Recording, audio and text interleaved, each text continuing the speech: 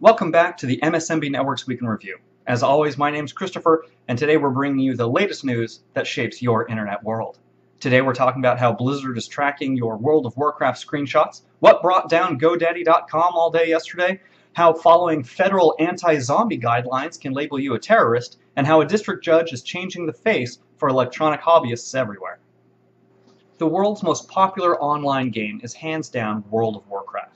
And Blizzard has made it a fun experience for a lot of people all over the world for many, many years now. While people have been taking screenshots of their characters or locations or their personal story, equipment, whatnot, to post online and share with their friends.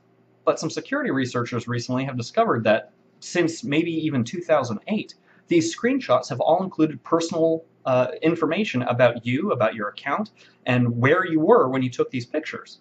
Now, presumably, World of Warcraft and Blizzard wants to crack down on people using exploits or hacks or breaking the game in ways they didn't intend, and are using these screenshots as ways to track down who the individual perpetrators are.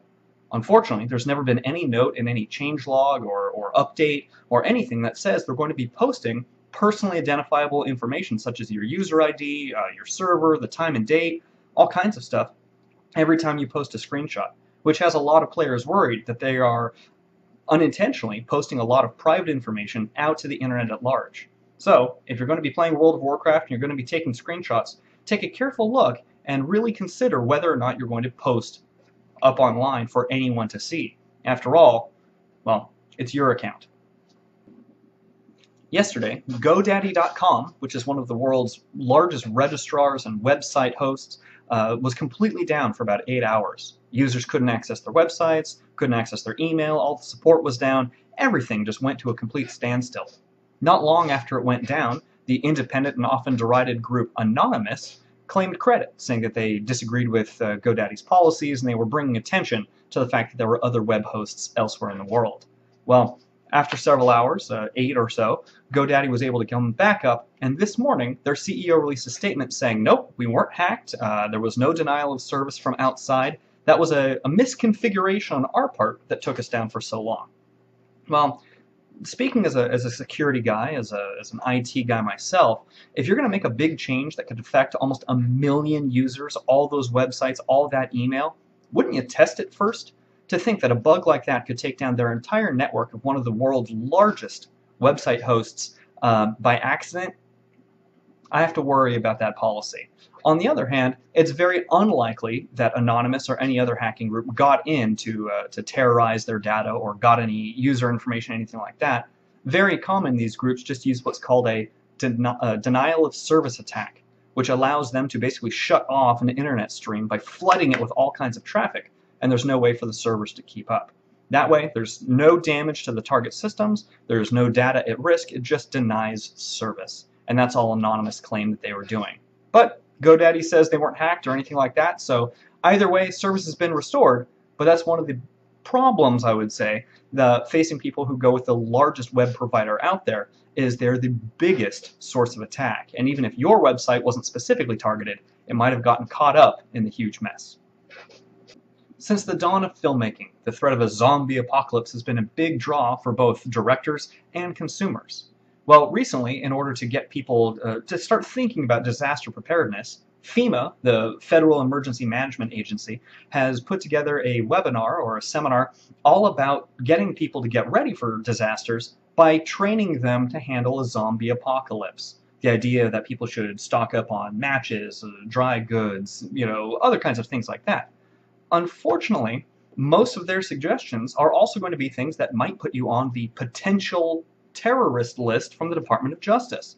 This includes such common things as stocking up on meals ready to eat, or MREs, matches, ammunition, spare fuel cans, bolt cutters, camouflage, axes, candles, sponges, all kinds of things, especially if you buy any of those in bulk, and especially if you buy any of that in cash. Now, FEMA is training their organizers to train other people and get them ready for disasters by telling them to go out and buy all this stuff. At the same time, we have another branch of government saying, well, if you buy all this stuff, you might be a terrorist, and we might not let you on a plane from here on out. It's very interesting to me to see two very different sides of what the government is trying to do, and they're working pretty much diametrically opposed to one another.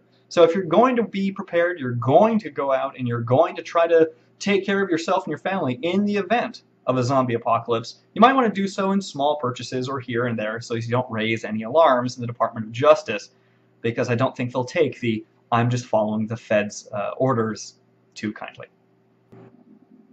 In a real success for responsible computing enthusiasts and electronic hobbyists everywhere, a district judge in Illinois has recently ruled that intercepting or listening in on unencrypted wireless traffic does not fall under the state or federal guidelines for wiretapping.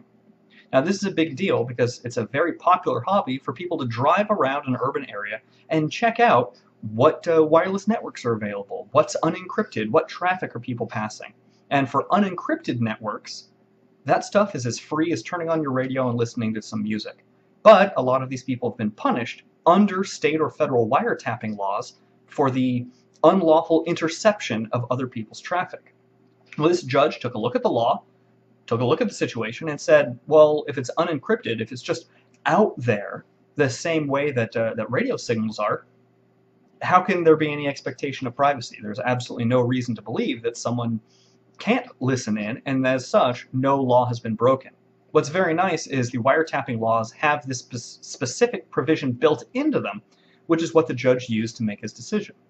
Now, we at MSMB Networks always encourage our clients to use strong encryption, a very strong password, that kind of thing, to make sure that people aren't able to like sneak in and listen to your traffic.